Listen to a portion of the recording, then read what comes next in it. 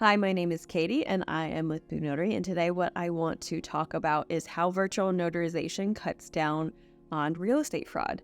So real estate fraud, if you're not already familiar, there are a couple different common scams, but one of the most common is a fraudster will try to impersonate a homeowner, put the house up for sale through either a realtor or, for sale by owner, and then go through the process of selling the house, receive the money through wire, and then just be gone. So that is a fairly common thing that fraudsters try to do. And the way that you can combat that is partnering with a virtual notary or a remote online notary to be able to combat that. And here's the reasons why.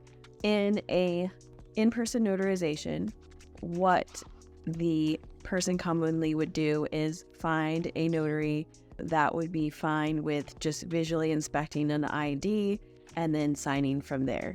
Now, we all know that IDs can be tampered with, they can be made, so that is kind of a sticking point for in-person notaries. And the way that you can combat that is partnering with a virtual or remote notary. And here's the reasons why. Because when you do virtual notarization or remote online notarization, we're just going to say virtual for this. When you do a virtual notarization, the signer has to go through a two-factor authentication. So that involves, yes, uploading an ID, but it goes through bank-grade security checks through our system of the platform.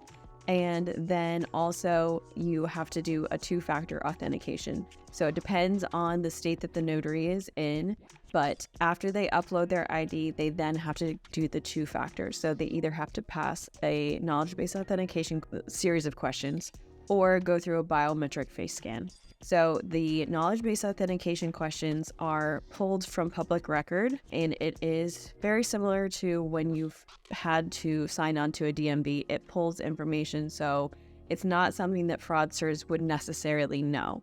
So it's very much specific to the person. So in this case, it would be the homeowner that a regular person would not be able to research. It's not as simple as like, oh, when is your date of birth and what's your current address? It pulls from different resources. So, it would be like, oh, which of these cars have you ever owned?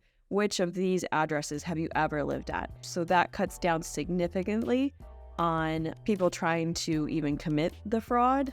We also have the audio-visual as a requirement for us to be able to do virtual notarization. It has to be audio-visual throughout the whole entire notarization.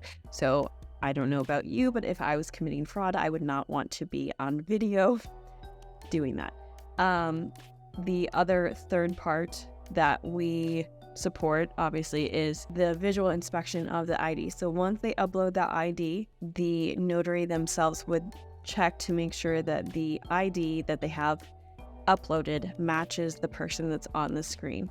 So all three of those just by themselves are very good, but all three of those combined really cut down on any of the fraud that has been happening. So if you ever have any questions, feel free to reach out and follow us along for more information that we are going to be putting out about real estate fraud.